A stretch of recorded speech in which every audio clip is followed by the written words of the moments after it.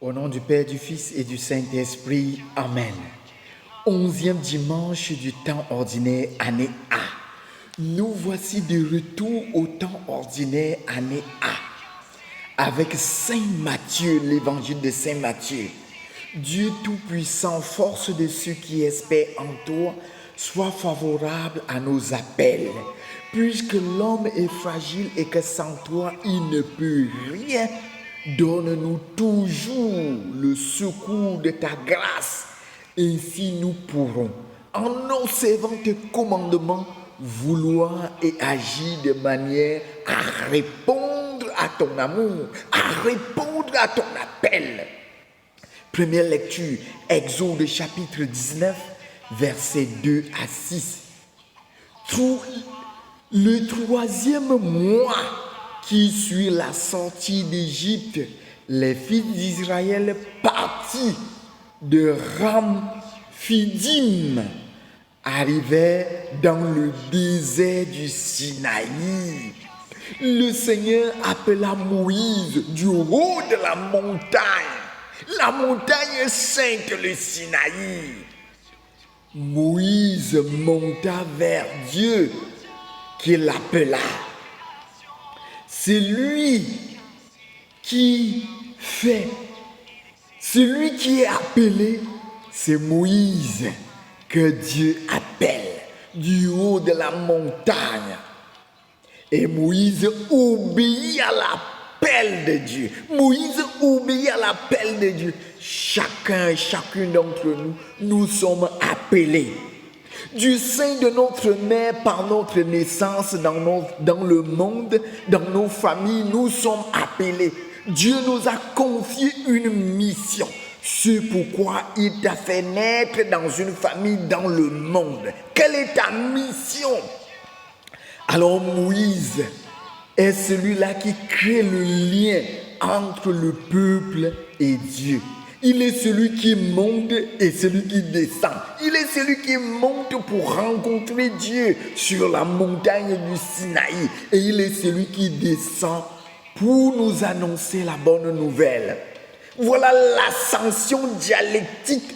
Le missionnaire, le prêtre, le religieux est celui qui contemple, qui s'élève dans la contemplation mystique pour s'élever, pour voir les merveilles de Dieu, pour causer avec Dieu dans la contemplation.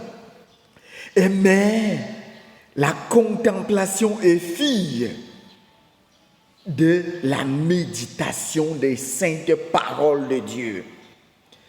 Tu diras au peuple, tu annonceras au peuple. Lorsque Dieu choisit un prophète, c'est toujours en vue d'une mission au bénéfice du peuple. Ainsi Moïse est l'envoyé et plus tard Jésus est l'envoyé de Dieu. Et aujourd'hui c'est l'Église du Christ qui est envoyée, peuple envoyé. L'Église est envoyée. L'appel de Moïse, puis la mission du peuple. La mission du peuple, les fils d'Israël, leur mission c'était quoi? Devenir peuple saint. Devenir peuple saint. Incarner en eux la sainteté de Dieu. Vivre, soyez saints comme votre Père Céleste est saint. Et alors dans leur mission, ils devaient être des prêtres. Être de peuple des prêtres. Peuple des prêtres, peuple des rois, assemblée des saints, peuple de Dieu, chante ton Seigneur. Voilà le peuple de Dieu. D'où vient le chant-ci? Exode chapitre 19, versets 2 à 6. Pour annoncer peuple, pour annoncer les merveilles de Dieu, pour enseigner les mystères de Dieu, peuple de prêtres, pour gouverner le peuple à la manière de Dieu, pour que le règne de Dieu s'établisse dans les cœurs. peuple de prêtres pour sanctifier le peuple de Dieu, pour sanctifier les hommes, pour bénir les hommes de la bénédiction de Dieu. Et dans la deuxième lecture, Romains chapitre 5, versets 6 à 11, le passage de l'état des pécheurs à celui des croyants est possible grâce à la mort et à la résurrection de Jésus-Christ, mon frère, ma soeur.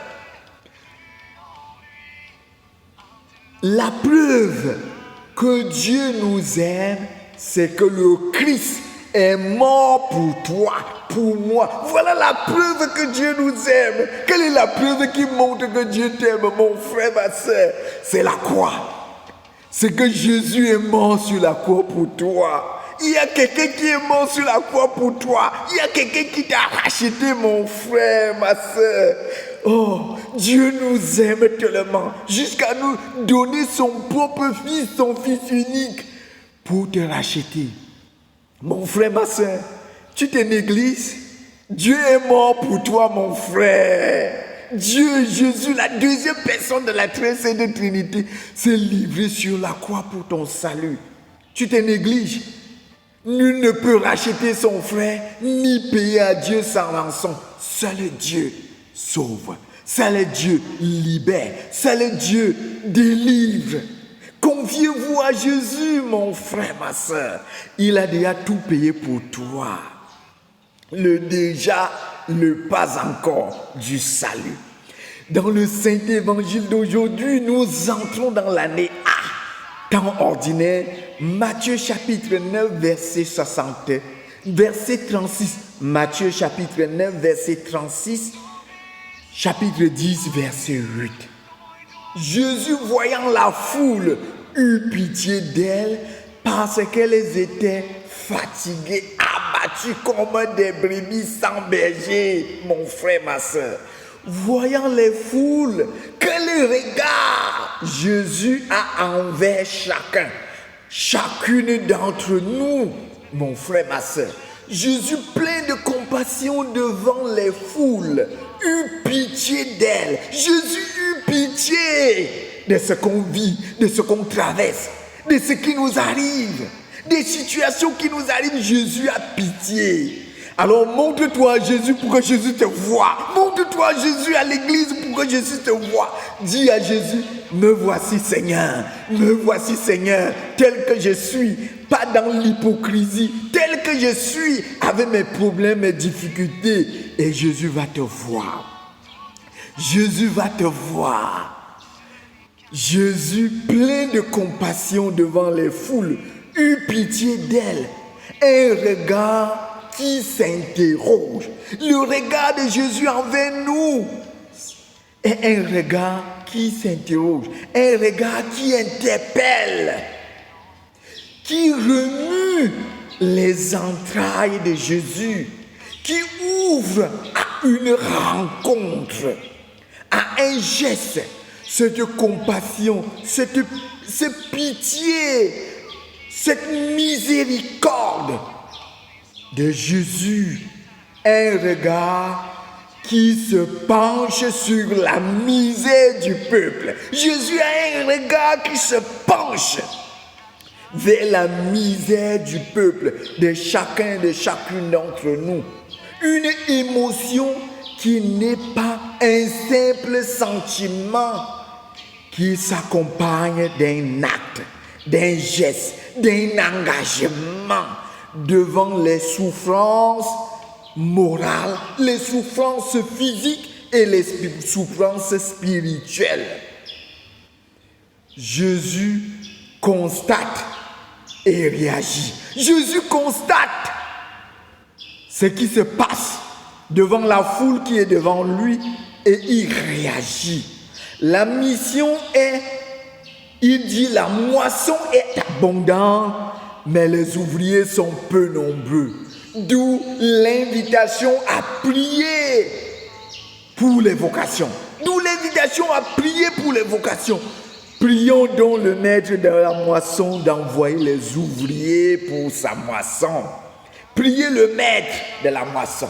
Alors, Jésus ne prie pas seulement pour que le Père envoie les ouvriers à sa moisson. Lui-même, Jésus agit.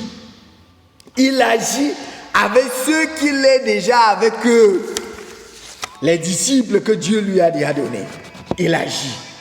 Choisit des collaborateurs. Jésus choisit des collaborateurs pour la mission de sauver des vies. Mon frère, ma soeur, dans notre mission, nous ne pouvons pas faire seul. Nous ne pouvons pas travailler seul. Même Dieu même a choisi des collaborateurs.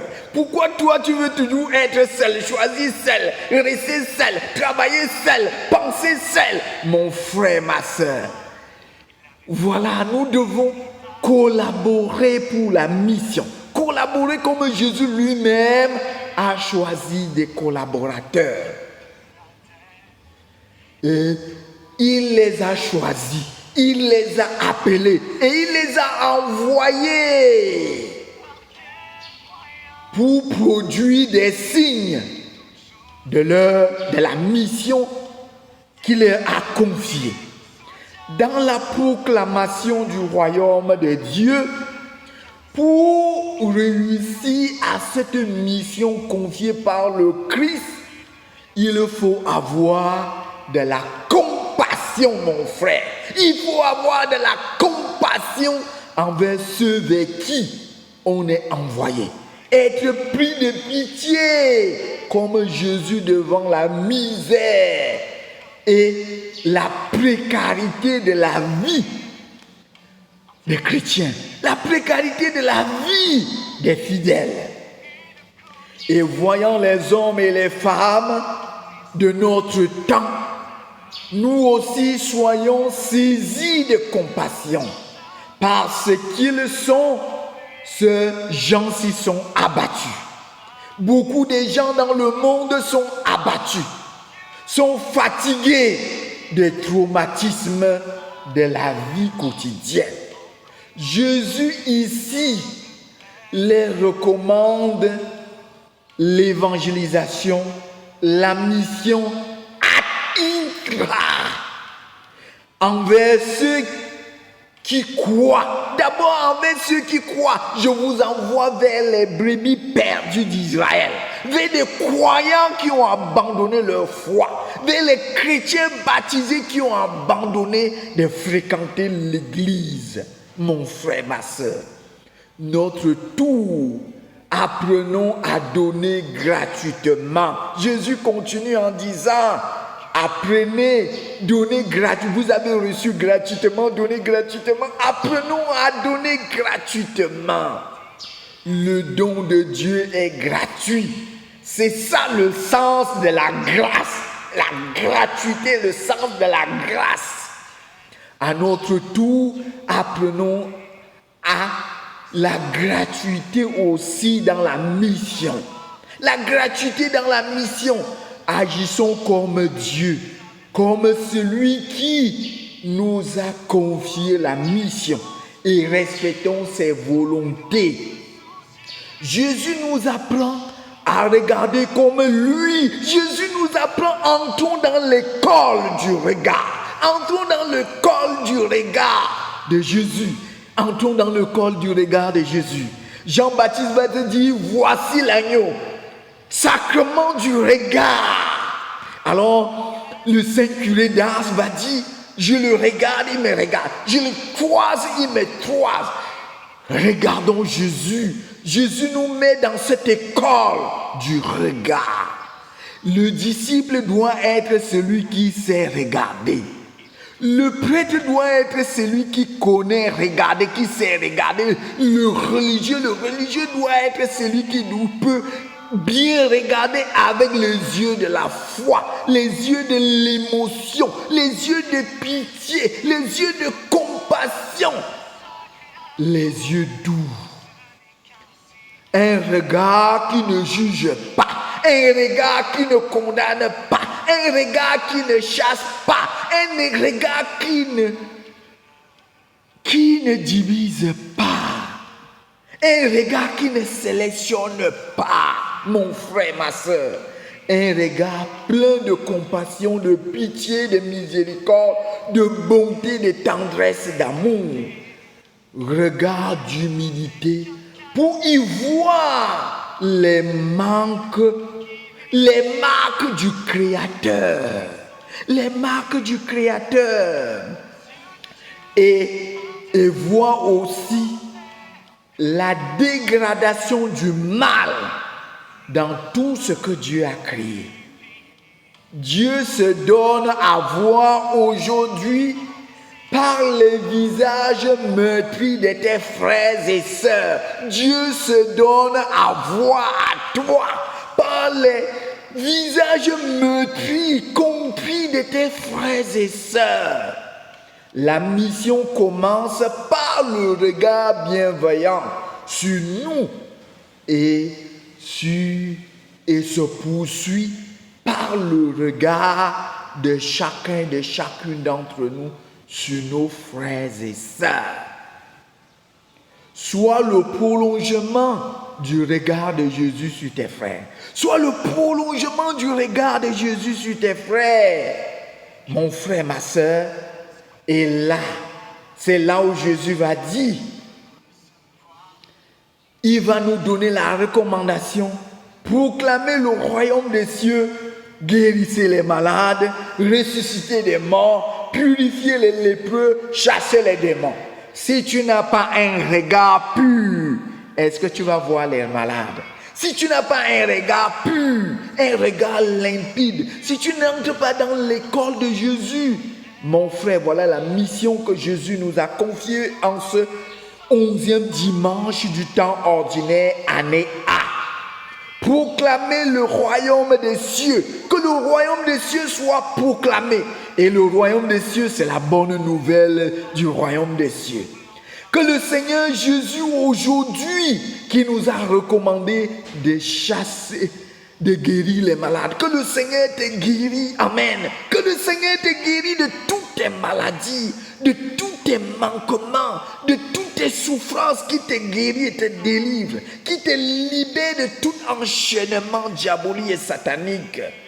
Ressusciter des morts. Réveillons la foi. Ceux qui ont été baptisés, le baptême c'est mourir et ressusciter avec le Christ. Mourir et ressusciter avec le Christ. Accompagnons les gens à recevoir le sacrement de baptême pour ressusciter avec le Christ, ressusciter des morts. Il y en a des gens qui sont morts vivants, qui marchent et qui sont morts vivants. Donnons-leur le souffle de vie par notre manière, parce que Jésus s'est incarné en toi, en te confiant la mission, il te donne le pouvoir de guérir et le pouvoir de ressusciter des vies. Purifier les lépreux. Il y en a beaucoup qui vivent dans l'impureté. Il y en a beaucoup qui, leur vie pue, leur vie sent. Ils sont vraiment lépreux parce qu'ils ont abandonné. Les lépreux à l'époque étaient enfermés à quelque part, étaient rejetés.